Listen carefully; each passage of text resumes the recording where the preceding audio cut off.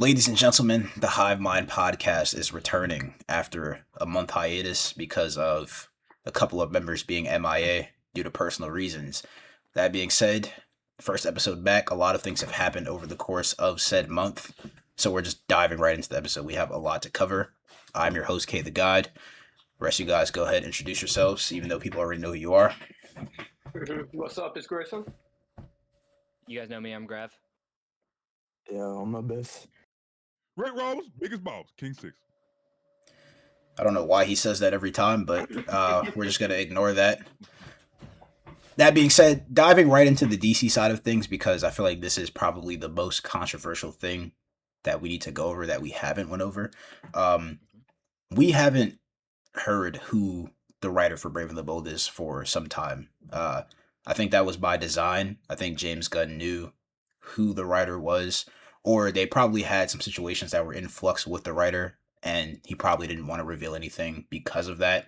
That being said, over the last week or so, the writer was actually revealed, and James Gunn himself hasn't confirmed this, but he hasn't debunked it either, so it leads us to believe that it is true. And Christina Hodson is going to be the writer of Brave and the Bold. That being said, what do you guys think about Christina Hodson writing Brave and the Bold? Who wants to go first? Would you like me to list off like some of the movies she's worked on first? Oh yeah, we can do that. We can do that. All right. Yeah, here I already got it pulled up first too. So she was a writer on the unreleased Batgirl film. Yes, this is true. DC watched and decided to not release. This is true. She also worked on the 2023 Flash movie. This is correct. And she also didn't she work on Birds of Prey as well.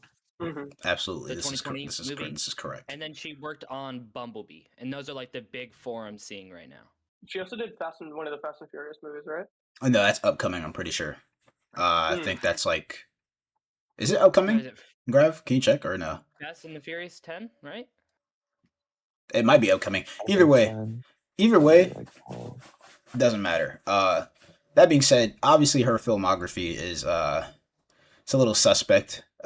Birds of Prey. Yeah, it's a little controversial. We got to be honest.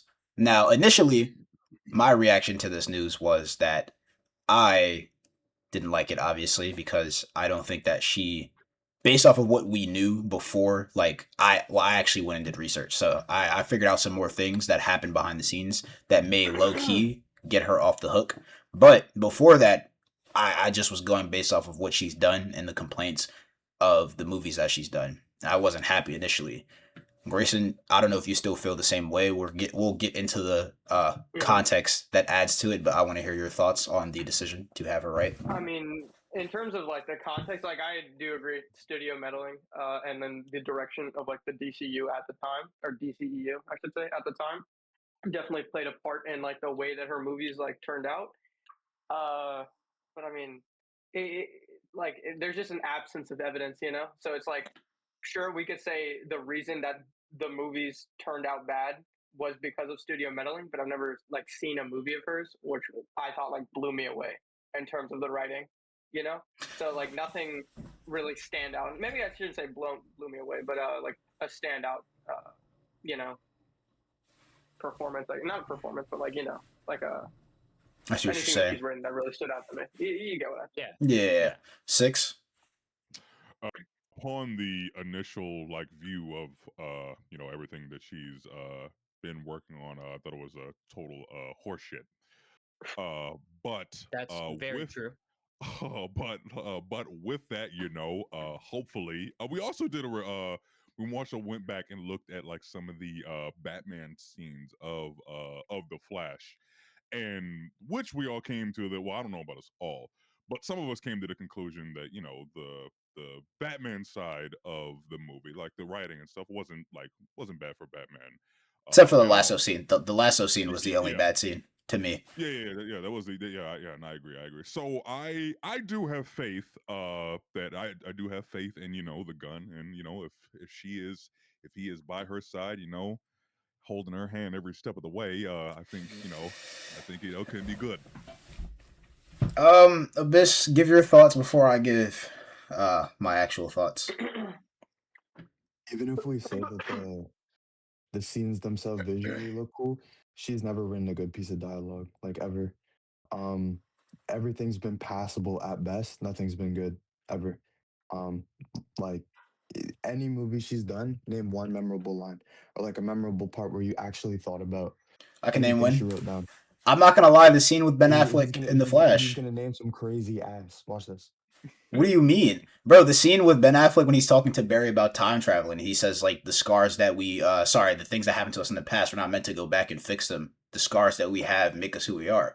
That's not a bad like written Batman scene, in my opinion. I feel like that pretty Well, it's much. not a bad written Batman scene. What in like Batman media makes you think that's something Batman would say, or like even say it in that way? I mean, like the trauma with his parents and him having to like try to fight crime and overcome the trauma that he Yo, chat, dealt is that a with. Batman comic? You just asked me why. Batman tragic backstory with his parents. Is that a comic? Did you ask Like me what to the name a title? specific comic, or did you just ask me Yeah, what in yeah. Batman Like comics? what Batman comic like is Okay, that so we comic? could. It doesn't necessarily have to be exact. The mental message, bro. It doesn't have to exactly be a line from a Batman comic that already exists. Like, but the overall theme of the message stems from a lot of Batman's media. Like him fighting through the trauma of him losing his parents and you utilizing that as motivation to fight crime to make sure that that doesn't happen to anyone else is just like a consistent thing for Batman. I don't see how him pointing that out to Barry and telling Barry to not let that essentially ruin his life is a out of character thing for Batman to say.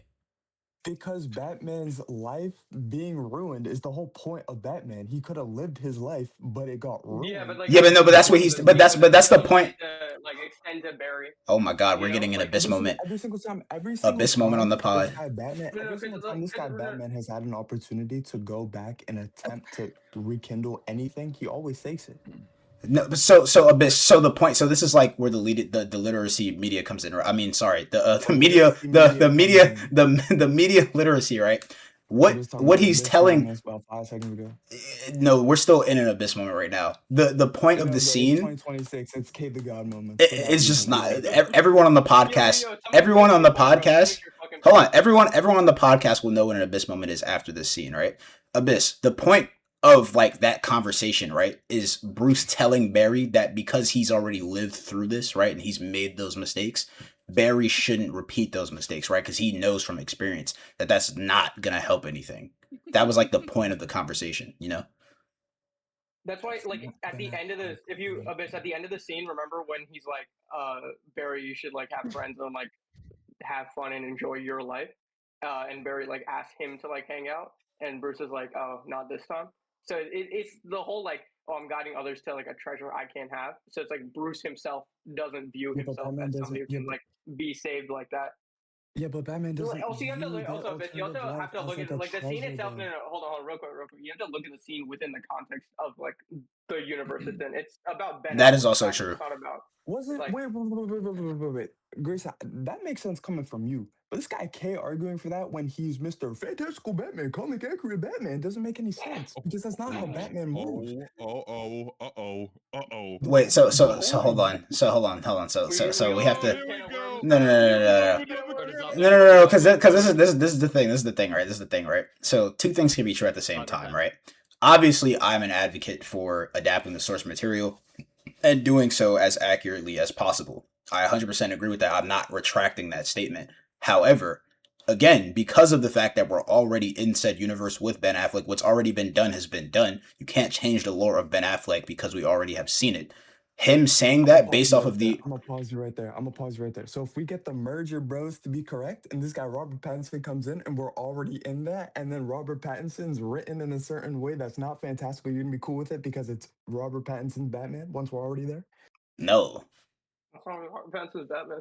No, because again, if you listen to what I'm saying, Abyss, if you just listen to what I'm saying, right? Again, the overall theme of the scene isn't inherently a non-comic accurate thing, right? Like that's something that Batman. Yeah, like I don't see He's No, rage baited before the pod. It's no, just not. it definitely is. The whole It's point not. is Explain Batman thinks explain in that he's detail. doing Explain in detail why what he says to Barry Allen is wrong, or doesn't line up with what he would say in the comics. Explain in detail. Go ahead. Because Batman believes his mission to be like the best option of Okay. what like his dedication to the mission of Batman Right. and putting that as the number one priority. He's I seen agree. as more effective way to live I and a agree. better way to live for For Gotham for and the for citizens around it. for himself or for everyone else. He pushes everyone else to the same like position he's in. So I would Who? say for everyone else Who as does he well. put? Who's everyone else that he? And when you say he pushes them to the same position that he's in. Explain what you mean by that. Like what does that consist of? Like what is that For position? example, no, his dedication to the mission in this case would be Right, to right. save Saving everybody Gotham. in Right. Gotham. Okay. Cool. He Yes. specifically puts people on a similar path to himself in order to bring them into that Similar same level of path. dedication. Okay, fair. Similar path. And when For- you say similar path, do you mean that like he pushes people to go to the Tibetan monks and train, or like do martial arts with Master Kurigi and things of that nature, and then return back to Gotham? You mean no, he the wants people idea to do of that? It's just the idea of doing good, right?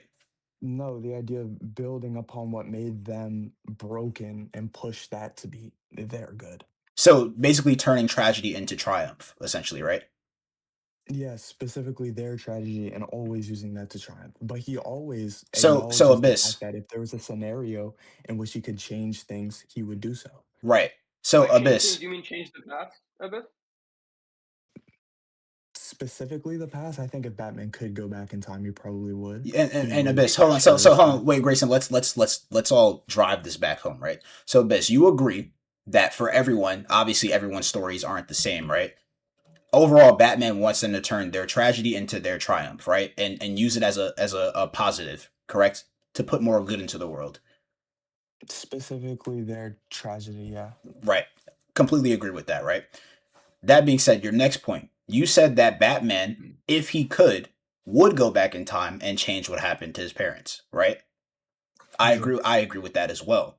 Now, this is why, again, media literacy people, in the scene from the Flash movie, the reason why Batman is telling Barry Allen not to do said thing is because going back in time and fixing it is not a conceivable option, because Batman knows that it's going to have repercussions in other timelines and their timeline. So he's telling Barry, you probably shouldn't go back and do that because you could destroy everything. That's like verbatim what he says. So he's advising against it because it's not going to be a quick fix, right?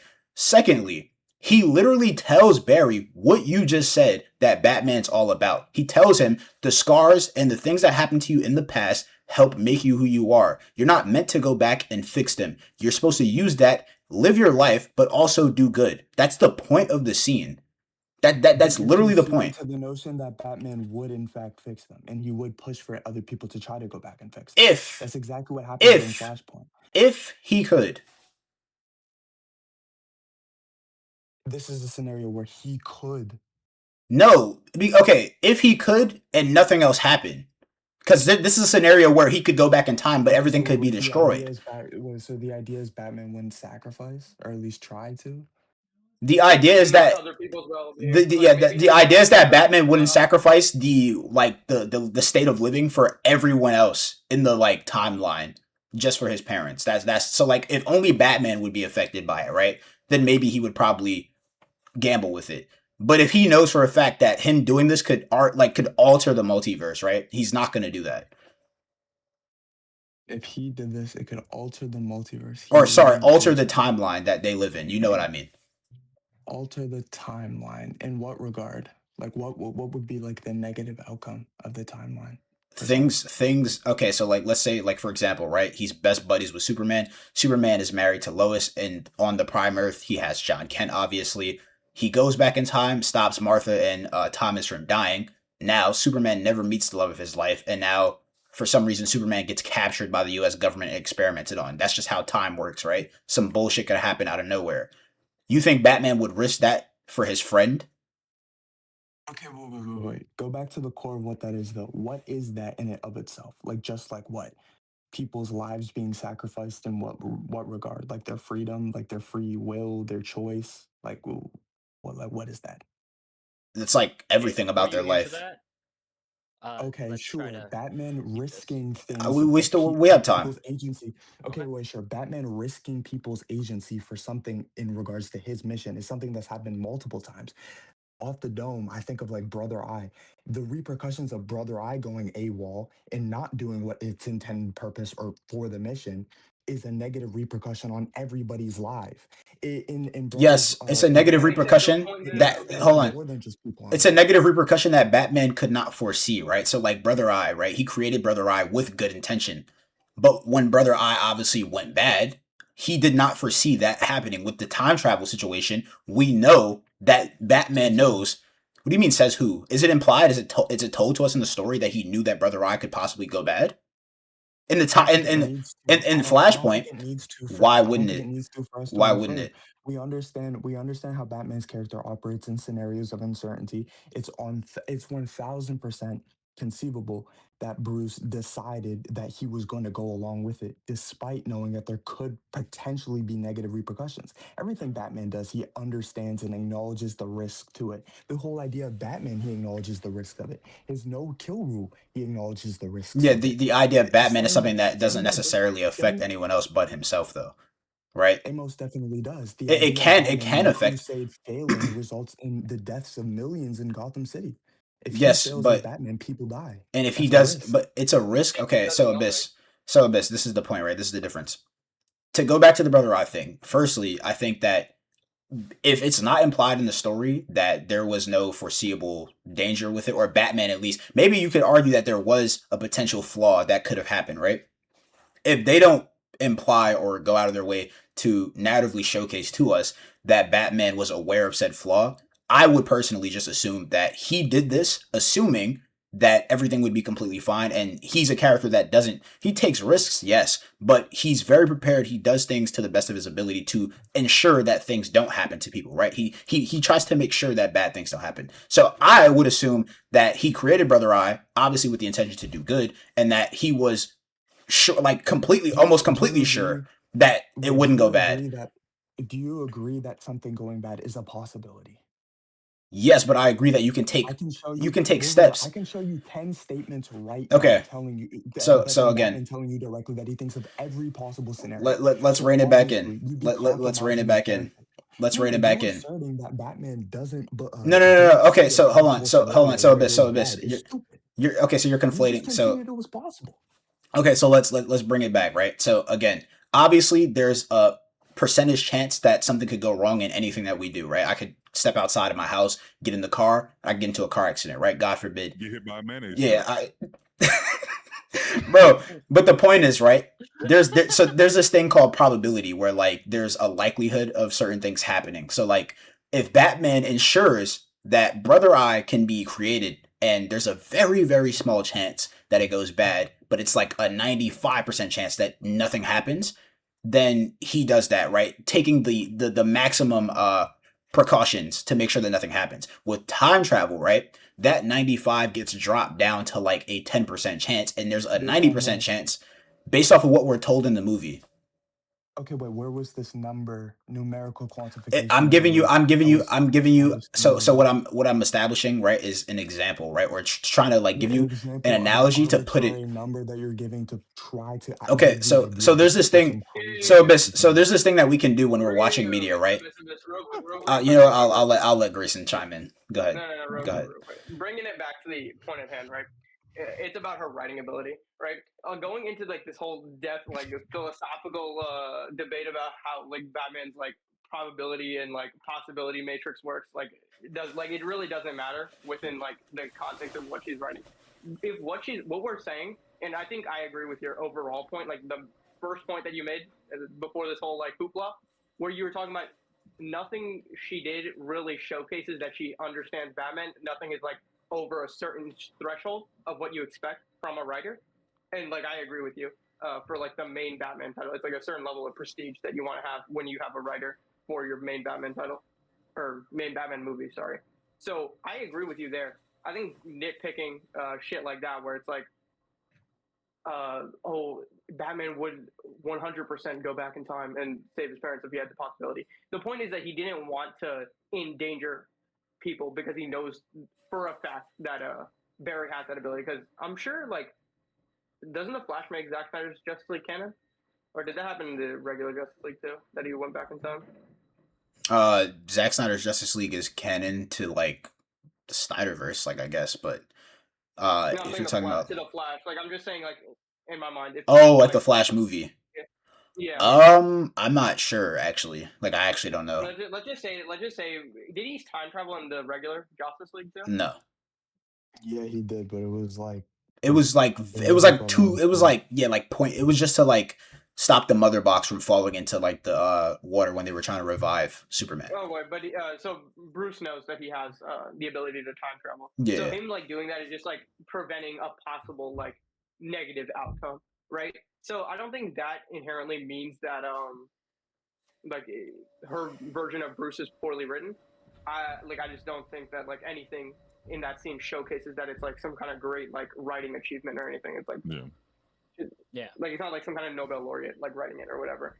Yeah, that's what I was about to say too. Like that writing, it is like at least that like little piece of dialogue that she has is good, but I don't think it's nothing like out of this. Like it's nothing. I wasn't trying to I wasn't trying to say like it's the craziest thing in the world, right? Like obviously it's not, but what I'm saying is that with that scene, she showcases that to some degree she's capable of writing decent dialogue, right? Like that's all I was getting at. I think that if you look at all her other projects, like the Birds of Prey movie, for example, we know for a fact that had studio meddling because Gail Simone, who wrote one of the most famous Birds of Prey runs of all time, literally said that the filmmakers went to her because they wanted to bring a more comic accurate version of the Birds of Prey to the big screen, but the studio fought them on it and they weren't able to do that. This is because this was like around the time DC was pushing Harley Quinn, and Margot Robbie, being the lead of that movie, wanted it to be a Harley Quinn driven story, which caused them to change the dynamic of all the characters around her and utilize them in a way to push Harley's narrative to the forefront instead of actually using the Birds of Prey in the way that they're intended to be. So that's why the Birds of Prey debacle happened with Cass and all those characters. Then if you look to the Flash movie, obviously production hell. It had like 5 different directors come on, 5 different writers come on before Christina Hodson and Andy Muschietti were like finalized on it. And then they also obviously had poor CGI and stuff, but that was because they just had short deadlines to finish everything. And what else did she do? DC, the unreleased Batgirl film. I think that is a little bit tricky because we haven't seen that movie, so we can't base anything on like, we can't assume what exactly was wrong with the film for them to realize we can't put this shit out. That being said, we know that Christina Hodson worked on the 10-year plan for DC Studios right now. So they trust her enough to have kept her. I don't know why I can't speak. Yeah, they trust her enough to have kept her on in the new rebooted DCU to help build this new tenure. So if they trust her enough to do that, very specific writer on it, but continue. Yes, but he also helped with Superman, and we know you're talking about Tom King. That means anything now. It doesn't have to mean anything, but you like Superman, the movie, right? To an extent, yeah. Why are we okay? So now we're switching up because you've said that you gave Superman like a what 8.5 out of 10 or a 9 out of 10. So why are you saying to an extent now? How much like meddling did Tom King have on it? Tom King gave notes on the movie. Like James Gunn wrote the script. Were the notes? I mean, I can't tell you verbatim how impactful they were, but James Gunn has said time and time again. Then I don't think it matters. Worms, bro, just absolutely like irrelevant to the matters. I'm just like the point of what I'm saying is. The person who worked on this thing, we have absolutely no idea how much it impacted, but they worked on it, dude. They did. You can. Good. Like she has like an unquantifiable degree on her impact within like the DCU so far, and her impact within like Superman. So that's true. Obviously, we just have to wait for Brave and the Bold, which is like coming out 2028, 2029. So we're gonna have to wait till the movie. Hopefully. 2035 at this point, bro. Nah, it's not. James Gunn already said it's not gonna release post 2030. Sorry. But all I'm saying is that if they trust, yeah, he said it's not gonna release after that. It's gonna release before that. Like it'll be out before then. So at latest it'll be 2029. Like, my bad for like cutting you off. Was there like was there anything else that like you needed to say like about the writing? Because I feel like we got away from you a little bit. Other than like we kind of had to like progress. Well, wait, I wanted to finish this one thing. address what I was saying about like them trusting her. All I'm saying is that if they trust Tom King and Christina Hodson enough to work on the DCU and help flesh out this universe, we should just wait and give them the benefit of the doubt. That's what I'm saying. I'm not saying we know for a fact they're going to be good. I'm just saying if they're trusted, we saw the first project. The first project was really good. It was Superman. We liked that movie. Creature Commandos, you guys may not like it. I thought it was pretty decent. Most people think it was pretty decent. So far, we just have to wait and see what happens. That's it. I just thought it was like it was all right. pretty good. Like, but it's nothing to like write hope. Like that's what I'm saying. Like I don't want the Batman he's saying like it's to be passable. nothing. Yeah, no, I get it. Yeah, you want it to be peak. I get what you're saying. Yeah. No. Like it's like if I went to the MCU, like during the prime MCU, I went to the movies and I was like, oh, I just want Ant-Man. Ant-Man was a fun movie. It's nothing to write home about, right? I'm not going to be like, oh, y'all have to watch like the new Ant-Man movie, like, you know. So like I don't want to have Batman in like that same boat, you know. Yeah. It's just a passable movie, and that's what it is. Ant-Man was better than Creature Commandos.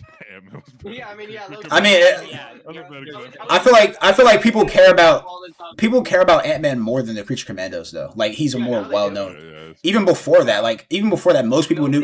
Nobody knew who Ant-Man was. Bro, Scott Lang. No. Okay, Grayson. I don't disagree. Hold on, wait. I don't disagree with that. Earth's Mightiest Heroes. It made me care about Ant-Man. Okay, hold on. First things first. Wait, no. But this is what I'm saying, right? It could be Hank Pym, it could be Scott Lang. The point is the mantle of Ant-Man, right? Like that character was in the superhero sphere outside of the comic books before Rick Flag, not Rick Flag, Frankenstein and the Bride from DC specifically, Weasel. Who else is on the team? Dr. Phosphorus. Like he's a deep cut Batman villain. Like a lot of people don't know Dr. Phosphorus, right? They may know what's the guy from Batman Beyond? They may know him. But like the point is, even though Ant-Man and the Creature Commandos are like relatively unknown characters before their like live action or animated appearances, Ant-Man was still a more known character with that taken into account. I'm not talking about like the popular. It's just the fact of the matter was the quality of the movie, right? Like I just use that. I think that's subjective. I'd say they're like the same tier, like personally. Sure, but like that's what I'm saying though, right? I want the movie to be something like, yo, let's go watch the new Batman. Yeah. The new Batman movie came out. It was all right. I can completely understand where you're coming from with that. I agree. I want the Batman movie to be. I think that the Batman movie is going to be better than any Batman movie we've gotten, just off of like the direction of the universe. You can make that face all you want, but I'm afraid I've got some. Listen. I'm dying. I'm gonna die on that hill. Like it just is what it is. Unfortunately, bro. We'll pray for you. Listen, bro, it is what it is. If it's not, it's not, bro. I'll die with my sword on my chest, bro. It is what it is. I agree with that too. Like you want the absolute best for what the character could be. And having Christina Hodson as the writer kind of makes you feel like it's gonna be we just don't know. I don't think she's a bad writer. Like, okay, to be clear, like I don't think but that's not what I'm saying. I'm like, saying there's a certain caliber that I was like expecting, and like, you know, she's just not hitting it. Yeah. I get what you're saying. It's the fact that like that's not even the only thing. It's the fact that we have another Batman movie coming out in relative time, and they have Matt Reeves and Matt Tomlin on the movie. You know, like there's just like a certain level that I want them to get somebody like on par with them. You know. Yeah. I don't. Personally, this might be a hot take. I don't think it's that hard to beat out the likes of the Nolan movies or the Reeveverse movies. Like when it comes to like a quality Batman film, I think that those movies are good in terms of adapting the character and like the things that he represents. But in terms of like representing every aspect of Batman's lore mythos, the DCU already has that beat in that area because we know we're getting that. Okay, but that's but what we're talking about is the writer. No, I understand that. I think that understanding. I think that when we have that's like director vision in the universe itself. That's fine. We're talking about the writer though. When you like expect a caliber of like writing for a certain character, it'd be like, I'm with you. It'd be like if you were reading like a Batman comic and like let's say they put Tom King back on the book instead of like putting somebody like Scott Snyder, or you have like Joshua Williamson or like Jeff Lemire. You have all these people who are like within your company to like get on the book, but they chose to do Tom King for some reason. Right. I'm not saying that Christina Hodson's as bad as Tom King, but I'm like giving an example, you know? It's just like a certain level that you want. Like I don't disagree with that at all. What I'm saying is that I don't think that the bar in live action for Batman is that high, that it's like this insurmountable like goal. Like I don't think that any Batman movie. It's insurmountable. That's what I'm saying. It's not insurmountable. Well, no, but that's yeah.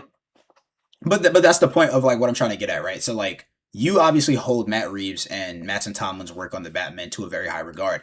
I think that those are great movies. I don't think that they're the peak of what we could get for a Batman adaptation, though, in live action. So me personally, even though I have those movies rated very high as movies, I don't think that they're the holy grail of Batman adaptation. So I can easily envision someone coming in and surpassing that, especially given what we already know about the DCU. And we know, you brought up earlier, this is like, oh, the division of the universe and X, Y, and Z. But the person who created the vision of the universe in James Gunn is working closely with Christina Hodson. And Christina Hodson also helped develop the universe. And what we have in the universe so far is a very fleshed out, fantastical universe that's embracing all of those elements from the comics. We already know we're getting the Bat Family, we're getting Nightwing, we're getting Damian, we're getting Ra's al Ghul, the League of Assassins. Every aspect of Batman's lore. We already got Clayface, Dr. Phosphorus. Having all of those elements, if they even scratch the surface of the quality that Matt Reeves and Mattson Tomlin had writing-wise, and you throw in all of those elements as well, it's going to be hard to beat that just off of that alone, in my opinion. And I that's just disagree personally. I think obviously like that's a certain extent to it too, right? Their movies are both like a visual medium and like they're a medium in which you like consume the story and the writing. Six, you can go. Like I'm just gonna say this really quick. You were the one who was about to talk, right? Yeah, but you can go ahead. Yeah, right. So they're both a visual medium and like a storytelling medium. I think that the visual medium can be like fantastic, but like if you don't have that other piece on par with like the other movie you're competing. I mean, they're not technically competing, but like everybody's gonna draw the comparison. comparison's gonna be there. Yeah, right. You're competing with. Like, I think it's just gonna make your like movie worse. Like, for example, let's say The Dark Knight came out, and then right after the Batman came out, and for some reason the Batman's writing wasn't on par with The Dark Knight. I don't think anybody would be like nobody would watch the Batman, or not even nobody would watch it. Just everybody would just fully. Way better. Yeah, right. So, Six, you go ahead. I think, go ahead. You basically just said the same thing that I was saying. Like I hold them both in high regard, but I do think that once that like that writing portion is like not as good, I feel like everything like kind of maybe not. I feel like some of the shit that's like on like the visual aspect, I feel like kind of falls a little flat. Yeah. If they're not, okay. if they're not. No, I agree. I agree with everything you guys are saying. I think that what you guys are failing to understand about what I'm saying is that I don't think it's hard to reach those levels of the Batman writing. I don't think that Matt Reeves wrote anything that was like breathtaking about the character. I think that what he wrote in the movie was like it was accurate. I don't think we was watching the same movie then. No, but no. Why? I think the movie was very good. I rate the movie a 9 out of 10. I think it was a very good Batman adaptation that was true to the character. But I don't think that he wowed me in terms of anything specific to the character. He wrote what I expected Batman to act like. Like I don't think that that's hard to do. Why do I give it a 9 out of 10? Yeah. I think because of the okay, so this is how I rate the movie, because like obviously I have to be fair to it because it's a film. I think that as a film, structure wise, it's very good. I think that as an adaptation, the aspects that they don't have in the movie that I do want there are obviously like the fantastical elements and just the things that I think help to amplify Batman's character. We've talked about this time and time again. However, I do think that they nailed the most important aspects of the Batman character outside of that. So like his moral compass, how he fucking I had to correct the word. I corrected it. But what's it called? The arc that he goes on throughout the movie, I think is pretty decent, even though personally I feel like that's a arc that should have already happened for him. I think that just visually the movie overall is really good. I think the pacing is really good in the movie. I like the supporting cast. I like the characters in the film. I think that as a film, structurally, it's really good. I think that it doesn't necessarily do anything bad to the character of Batman either. I just don't think that it reaches the peak. But again, as a movie, I would still rank it a 9 out of 10. It's still at like, I think my 4th or 3rd comic movie of all time in my top 10. But again, I just don't think that it's going to be like you guys are putting this high, like you're putting it on this pedestal as if like, I don't know, man, Christina Hodson, James, and they got their work cut out for them. And I'm just saying they really don't, because they didn't do anything that crazy with the Batman. You know, I actually think that this is a perfect segue into our next topic about Matt Reeves' Batman, because don't we have some news surrounding that as well? No, we do not. We do. Oh wait, we do. wait. No. I had to look at the bottom of the list. I'm not gonna lie, I didn't peep. We do actually. This is the perfect. Yeah, we could get into that. We have yes. Award nominee Sebastian Stan. Yes, as Harvey Dent. Yeah, Sebastian Stan. Yes. Scarlett Johansson as who? We don't apparently Gilda, but we don't know yet. It's not confirmed yet. Okay. But I'm pretty sure Harvey Dent is going to be Vicky Vale. Yes, yeah. Sebastian Stan is in fact confirmed to be Harvey Dent. Let's give our thoughts. Obviously, you guys seem to like it a lot. That's gonna be all-time casting. I think that's gonna be one of his best castings, if not his best casting. Because the thing is, like, Sebastian Stan has a ton of great performances, but even just looking at Winter Soldier alone, which I personally don't believe is his best performance, that's a great performance in itself, right there. And I would love to see him as Two-Face. And wasn't it also like, I don't know if this was a leak or directly said, that they're pulling inspiration from Brave and the Bold and giving Two-Face like that blue side of his face? That might have just been a rumor. I think you're mixing it with the Absolute Universe. Yeah, no, that is that is the Absolute Universe. Okay. I remember. Yeah, they posted it. Yeah. I got it mixed up. All right. No, but like, no, I know what you mean though. Like, we'll obviously, I don't think he's gonna be Two-Face within the movie personally. I think he's just gonna play Harvey Dent for the majority of the movie. But yeah, no, Two-Face is like probably like either my first or second favorite Batman villain. So like, I'm so excited, and I really like Sebastian Stan. I think he was one of the best actors who was in the MCU. I think he's one of the best actors working in the industry right now. I don't know if you guys watched like The Apprentice, but like he did a fantastic job there. He should have won the Oscar for that. I don't know why Adrian Brody got it, but yeah, no, he's really good. I think this guy just slimed out Adrian Brody. Adrian Brody, like. He's a good actor to a certain extent, but like if you just watch The Apprentice, this guy did better.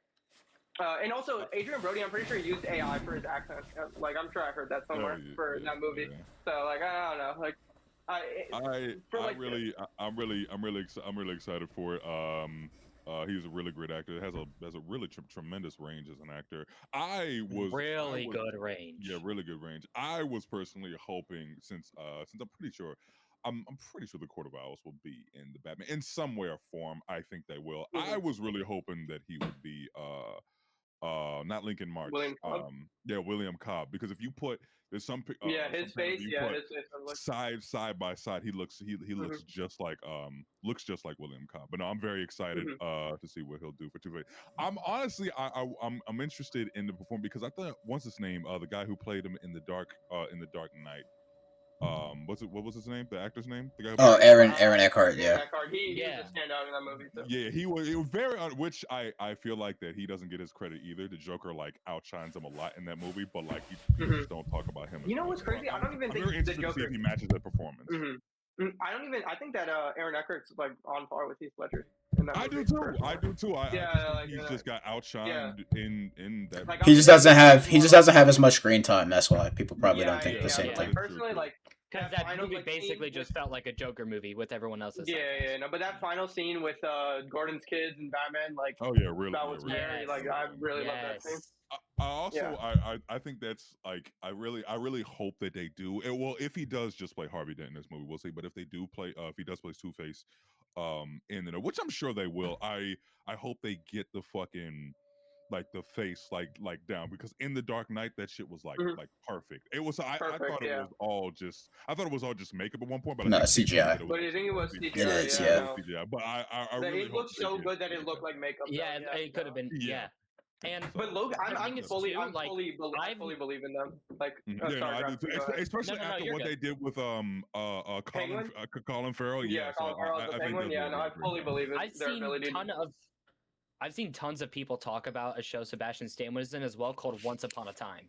And now I've never personally seen this, but apparently he plays a very like crazy and deranged character in that like the show. Mad Hatter. The Mad Hatter. And he doesn't know he's the Mad Hatter at first and he eventually figures it out and stuff like that. And I've heard nothing but praise about that performance. Nothing but praise about it. And if he can do that well, and if what people are telling me about that is true, and I'm going to watch this for myself as well, but if everything that they're saying about that is even remotely true, he's going to be perfect as Harvey Dent. Perfect. I agree. Was he in the first season? I think I watched the first season of that show. Yeah, it has Was he in the two, first doesn't it? season? There's a bunch, but I Oh. only watched the first season. Yeah, I he's think only it's there like for 1 or 8. 2 seasons. Yeah. You next, mouth breather. Okay, first of all, there was no reason to rod my shit like that, like at all. You got the drip lord smirking, bro. Yeah, the drip lord is grinning over there. But I'm excited for him being cast as Harvey. I think that he'll nail it. Personally, I don't know if he'll beat out Aaron Eckhart because I think that he is pretty slept on as Harvey.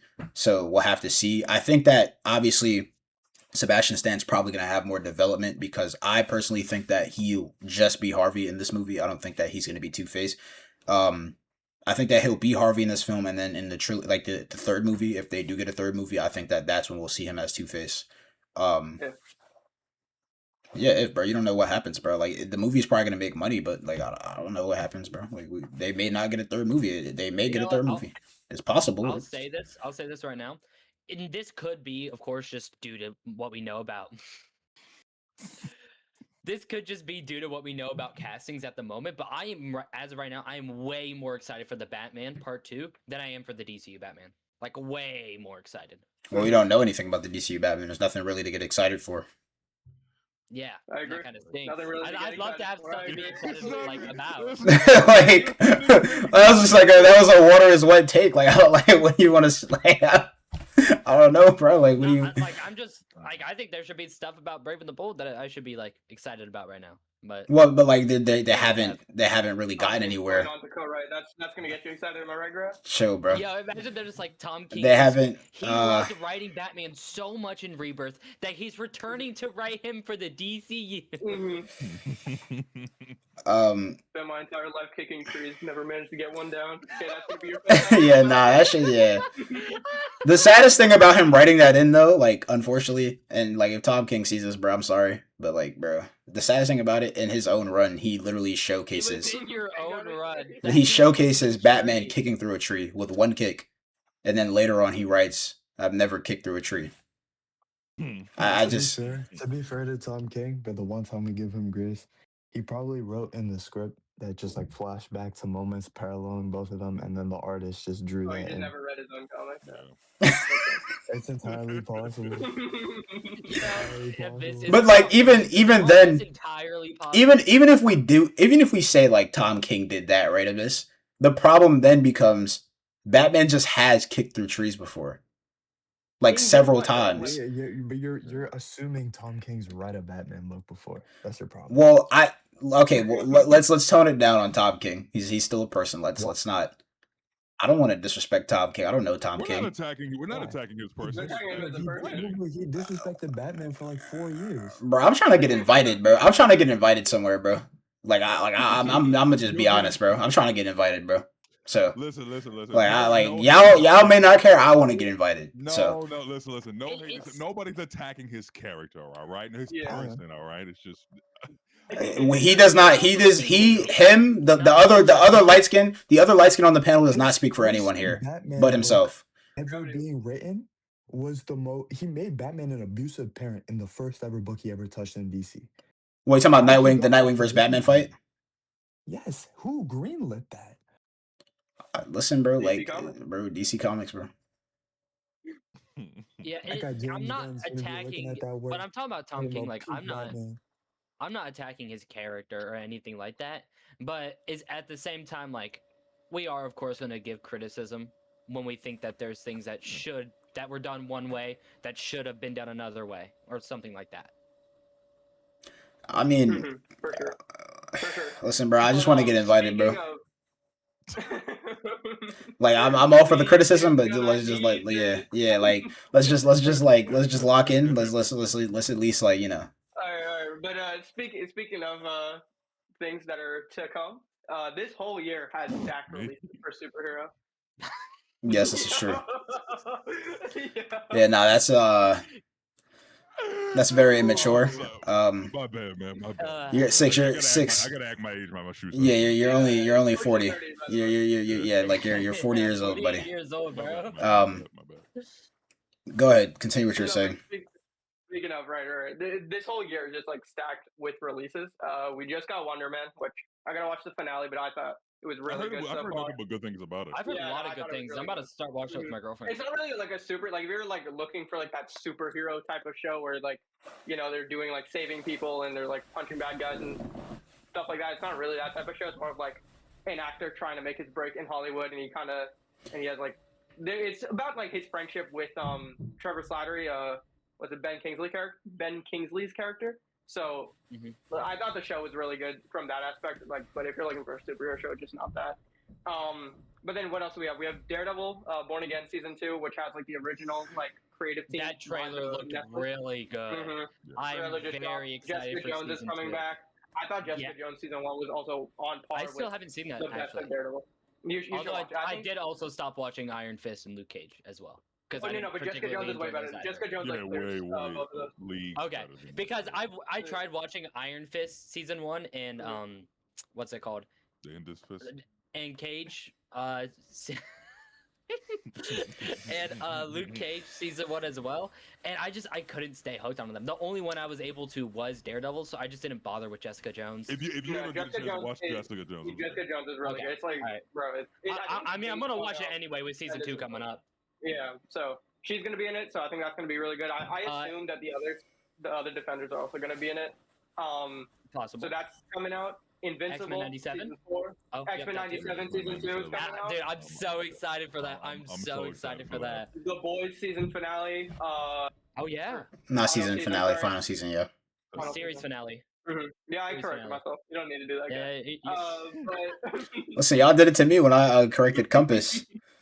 Hey, guess what, guys? Guess what else we got coming? We got Lanterns. Yeah. Lanterns is coming out. Supergirl's coming out. Clayface is coming out. Spider-Man is coming out. Yo, actually, I'm very excited for Clayface. No. That shit. Clayface has me interested more than any other project besides the Batman right now. Like the Batman is the only project I'm interested in more. This might be a hot take. I'm really interested in Lantern. Like I really want to see what it's like. I'm interested. No, I'm interested to see what it's gonna be like too. Trust me. I'm very interested in that aspect. Like I'm interested to see what it's like, and I'm interested to see Gravity's reaction. Those are the two things that are gonna like really make that show for me. I just hope whatever happens with Lanterns, I just hope Hal Jordan makes it out of the series, or if he doesn't make it out of the series, I just hope that if he doesn't make it out of the series, we'll go tell him. Nah, he's probably not. If he doesn't make it out of the series, I just hope that it's done in a way that in the future he can be brought back. If he can be brought back, then I'm pretty much fine. And if the show is good, obviously. No, for sure. I feel like we talk about Lanterns so much, though. We did it for like 2 whole podcast episodes. Yeah. What I wanted to say though, like I gave my little point and I stopped. What I wanted to say, this might be a hot take, but I personally think that if Clayface is a banger for the DCU, and like obviously because it's Clayface, a Batman character, we're gonna like see. Mike Flanagan wrote it. Oh. Yeah, he's very good. Some horror films, like he's a very good horror writer. I forgot exactly. Let me look that up real quick. I'll pull it up right now. Go ahead and keep talking. What I wanted to say though, I think that Clayface obviously is going to be our first look at like the DCU's Gotham, right? And it's going to be a horror film that's taken very seriously.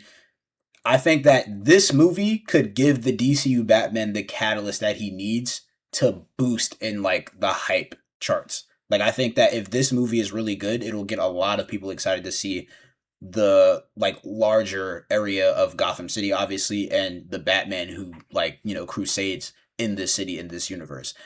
I think Clayface is underrated, and I think if it bangs, I think a lot of people are going to switch up on the DCU Batman. I'm already believing that DCU Batman's going to be the best Batman adaptation. Just a lot of horror stuff. That's just all it is. Yeah. I'm already thinking that DC Batman's going to be the best, though. Yeah. So. But, Clayface is tough. I think, do you know what Invincible arc this Invincible season is adapting a bit? Is it? It's gonna be the direct middle of the series, so it's gonna start from when Nolan and Alan come to Earth. Get back to Earth.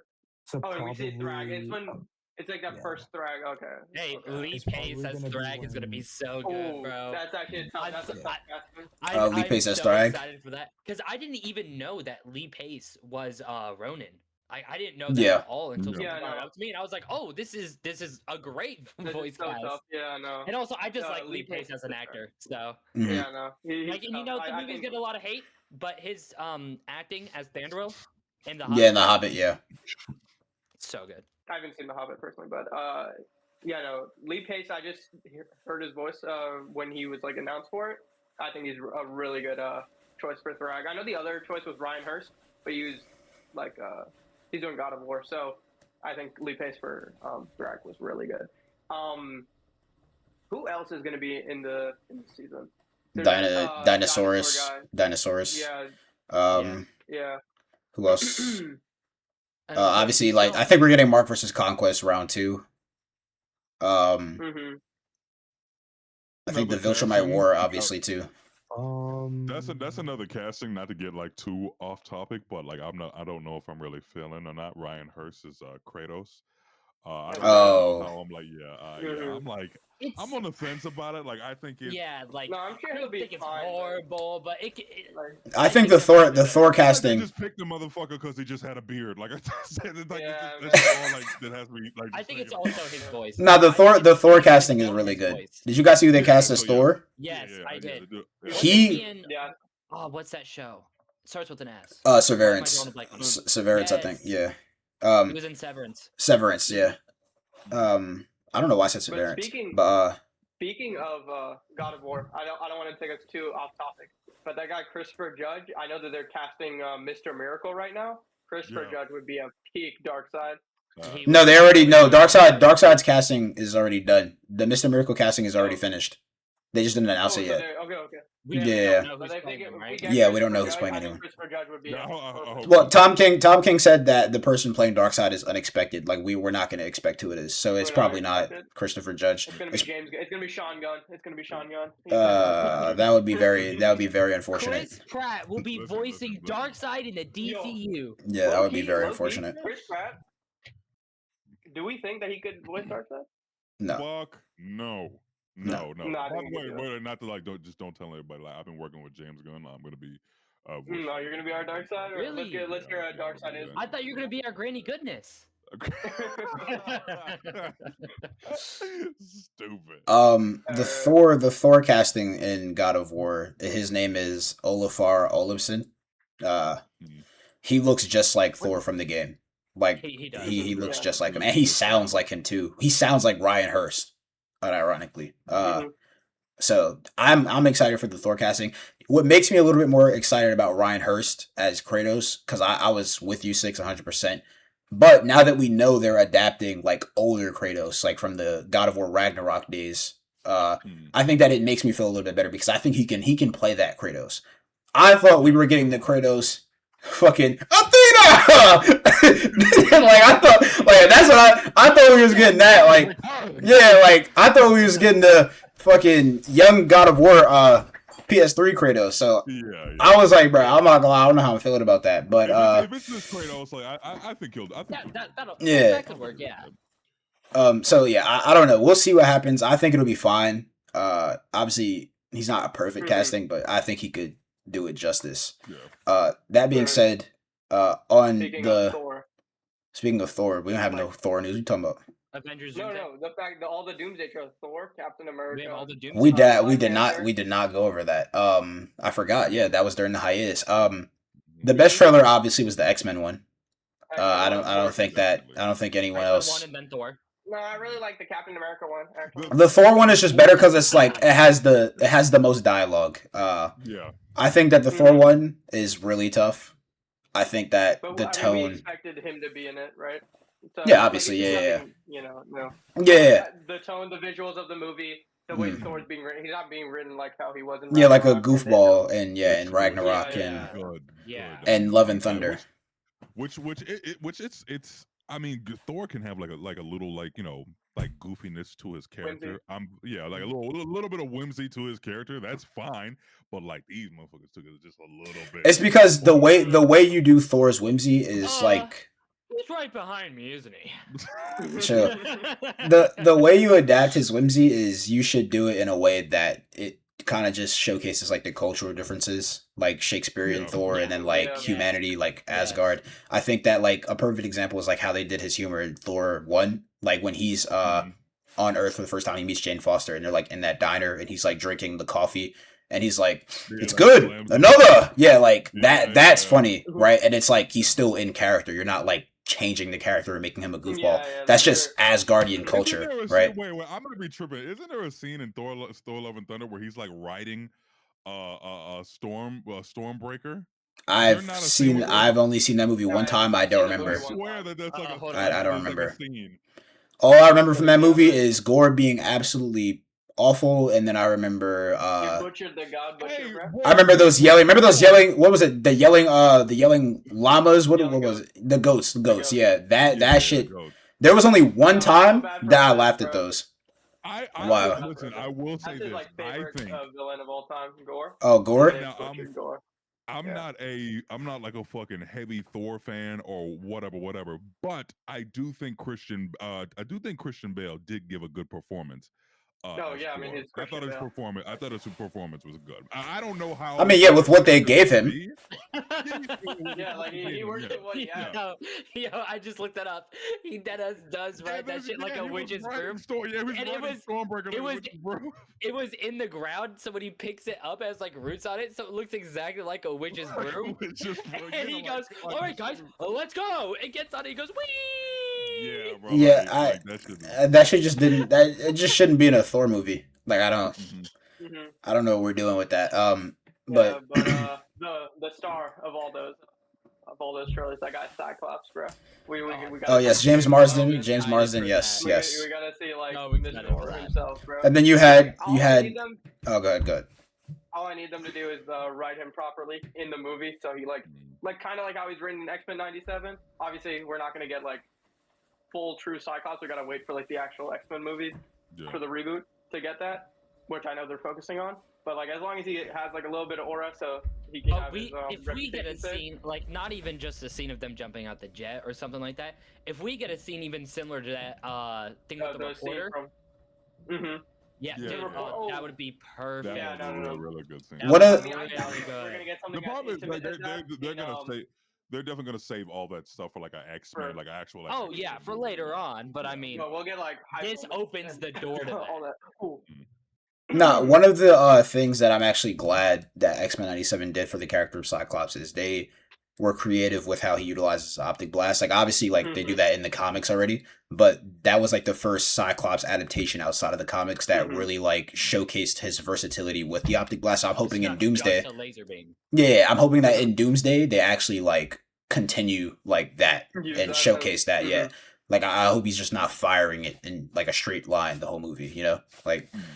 So some ricochets, some ricochets, maybe like use it to give you like some propulsion off the ground or something, like you know what I mean, like it would be if he needs to like travel, like if he's like say like he needs to like jump a great distance, like he could use his like vision to like kind of carry him to like there's just a lot of ways that you could utilize his optic blast to like make him look cooler. So I hope that they do that. And yeah, that's pretty much. Oh, another thing I wanted to touch on about the Doomsday trailer. I'm excited to see Ian McKellen and Patrick Stewart back as Magneto. Oh yeah. And Charles Xavier. Do we know if James McAvoy and Michael Fassbender? No, we don't. But I would assume that they probably will. I don't see a universe where they don't. I like James McAvoy as young Charles. I like both of them. Both of them are. I think. I just love both. Hot take: Michael Fassbender and James McAvoy need to return as Magneto and Professor X in the rebooted MCU. I think it makes the most sense. I wouldn't mind it at all. No, I wouldn't mind it. They'll be at the perfect age too. They'll be at the perfect age. Yeah, no, I think everybody should be new when they reboot personally, but I wouldn't mind it if they came back. I wouldn't mind if they came back. Who else is there that could probably come back? Actually, that's it. Those are the only two. Yeah, that is it. You think he's gonna come back? Or you think we're getting into No, I think he could. Do I think? I think he might be done with Spider-Man after Secret Wars, but. Do I think that there's a world where he comes back? Potentially. Do I want that to happen? No.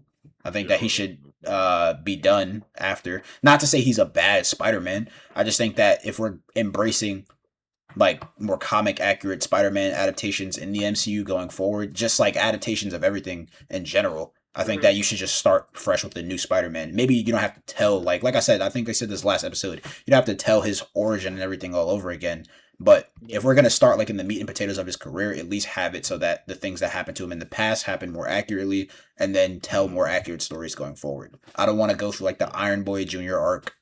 I don't think that's something that's even needed. Never was needed. Yeah, like I just hope we get a more traditional Spider-Man from jump in the rebooted MCU. I'm gonna be real. This maybe I don't even think like the I guess the Iron Boy like I don't even think it was like that bad. I agree it's not bad. It's just inferior than like the way it's actually like within the movie. It's just not Spider-Man. Like why would you make Spider-Man into like Tony Stark's Robin? You know, like there's just no need for that to happen. Oh yeah, I agree.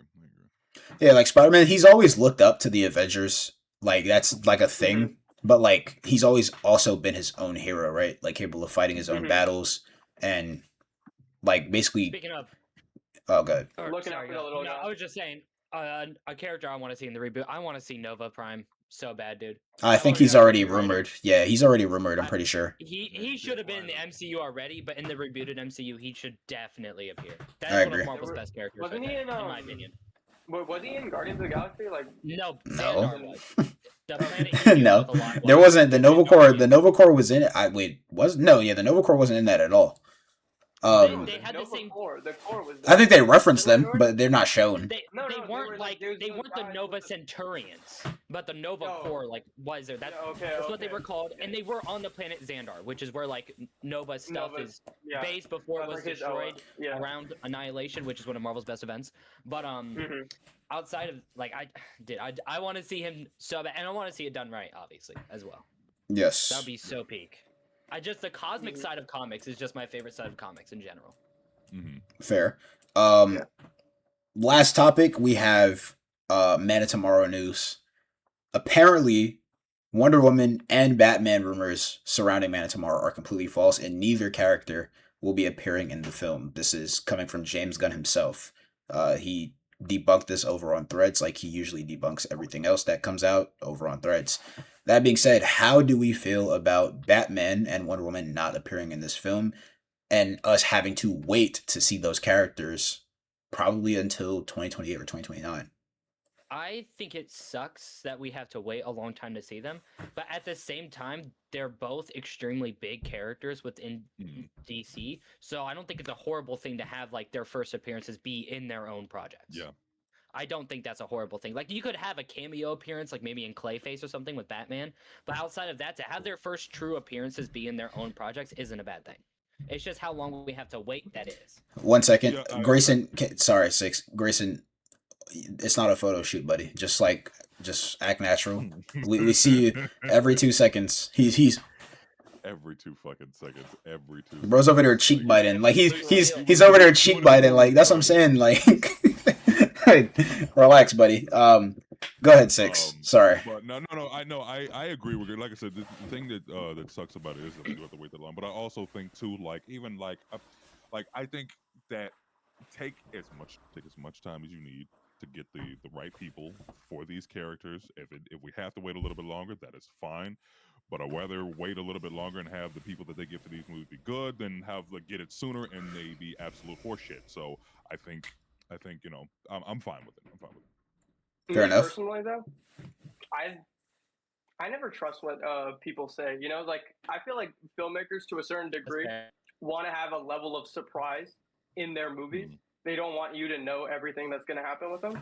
I'm sure like there's a high chance that he's just lying. Like if you think about it, if we go back to No Way Home with the I keep bringing up the MCU, but it's just like that's just the only cinematic universe we have to like pull from. You look at No Way Home and that whole lead up to it. People ask this guy Andrew Garfield like all the time whether he's gonna be in it or not. He said no multiple times flat out, and then he ended up being like a major part about the movie. This is true.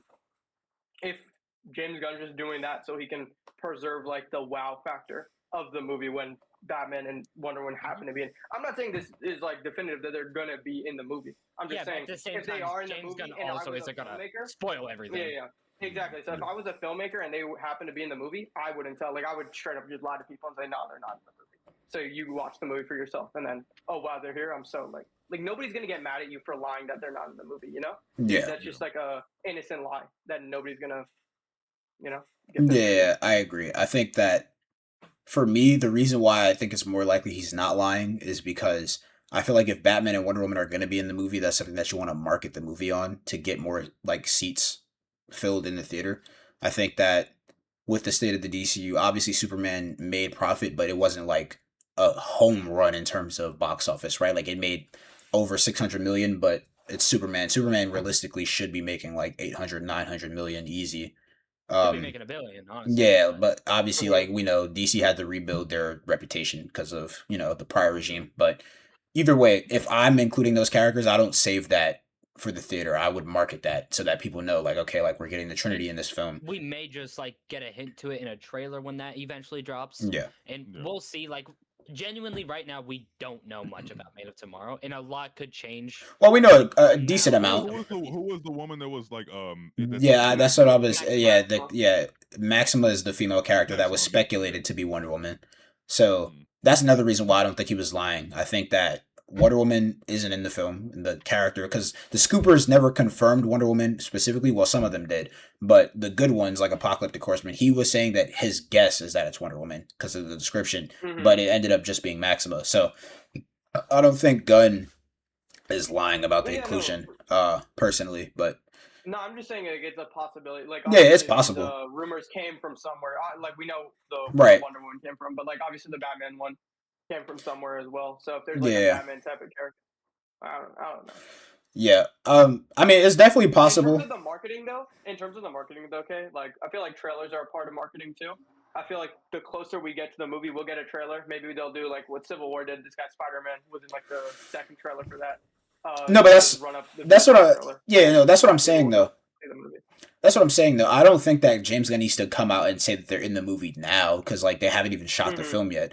He could say like I think that what he should have done is just ignored it because even like with Civil War, before we knew Spider-Man was going to be in it, there was just leaks theorizing. Like no one actually knew for sure, but the speculation was out there. I think if these characters were in this movie, the speculation would be left to be speculation.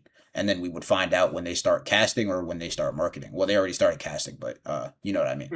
Don't they start filming in April? Yeah, very soon. So okay, so I mean, that's when we'll find out, like within the coming months after April. Yeah, Miss, do you have anything that you would like to say? Weigh in. I do not care about the DCU at all. I'm not gonna lie. Like, I'm not even gonna pretend like I care. I only care about what's happening in the comics currently. This guy James Gunn can take full reign. It's not gonna be great. Not gonna lie. Wait, why the stark change in opinion? I thought you liked Superman. Face, bro. Yeah. I like Superman. Superman's a good movie. I don't have confidence in the universe itself. I think James Gunn takes too many creative liberties to benefit what he likes over what's actually true. It just so happens that most of the time, at least for the big things, what he likes is what we like. But when it's not, it's really bad. Can you give an example? Interesting.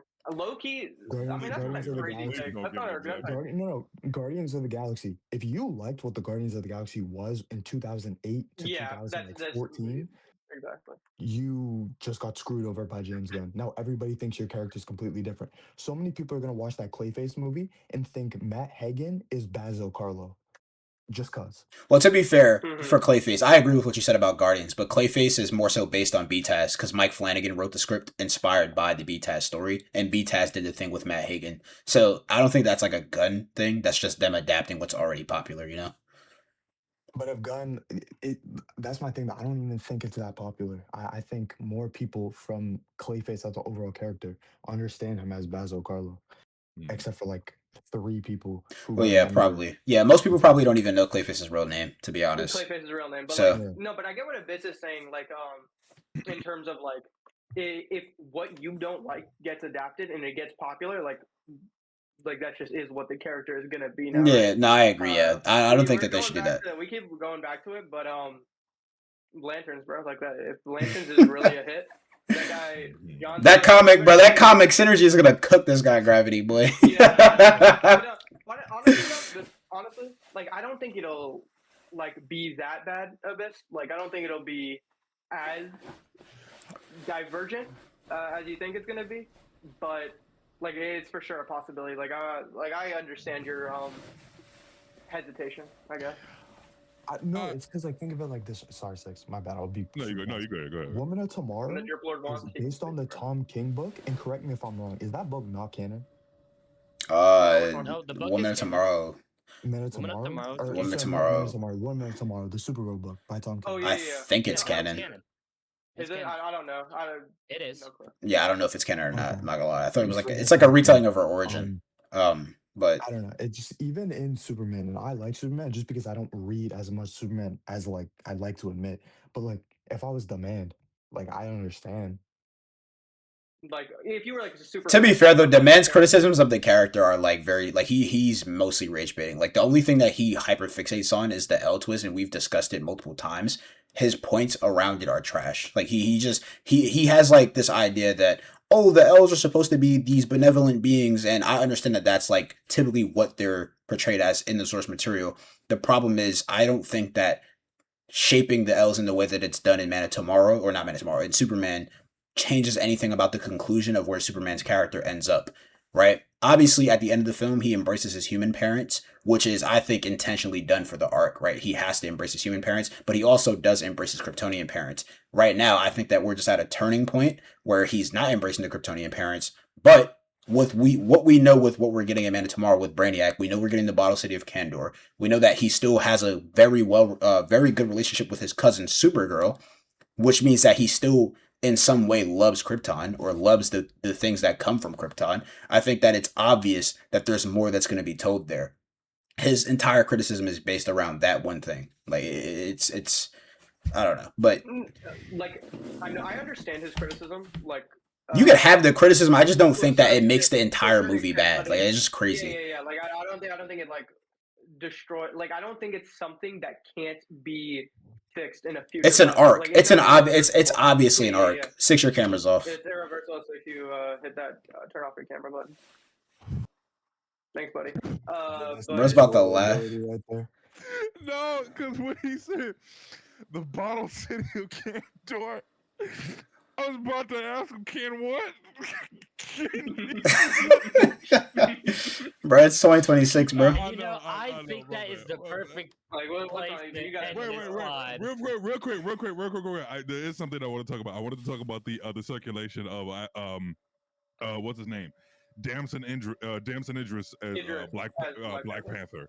I saw your video, Kay, that you made on it, and apparently, like, he met with them or something, and like nobody's been casted, or like what happened? What happened? Yeah, that was the latest report. To be honest, though, he met with them like I think a while back because he was asked about it in an interview months ago, and they were like, "Are you in talks about Black?" Yeah, he was like, "Yeah." They asked him, "Are you in talks about Black Panther?" He's like, "Yes, no."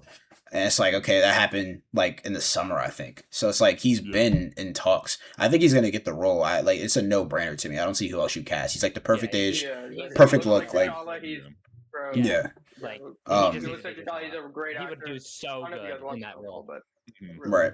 So if he like he would be casted like after this reboot happens. Right? Well, no. So he would be in the like Secret Wars event. Because obviously, like, there's variants, right? So he would be in it, and then I think that he would just continue on post Secret Wars as a variant. Kind of like how they did with Civil War. They introduced T'Challa like from the MCU, like the first MCU, in Civil War, and then he got his own movie. They'll like introduce his character within like Secret Wars. They could do some shit like they do with Miles Morales, where they take someone from another universe and boom, and then put him. Yeah, exactly. That's also possible. So That being said, ladies and gentlemen, boys out the mud, we got end the podcast right here. It was a good episode, and we'll see you guys on the next one. I don't know when we're gonna upload this, but we'll figure out a consistent schedule going forward. It's over. Yes, now that everyone is back. Good night, ladies and gentlemen.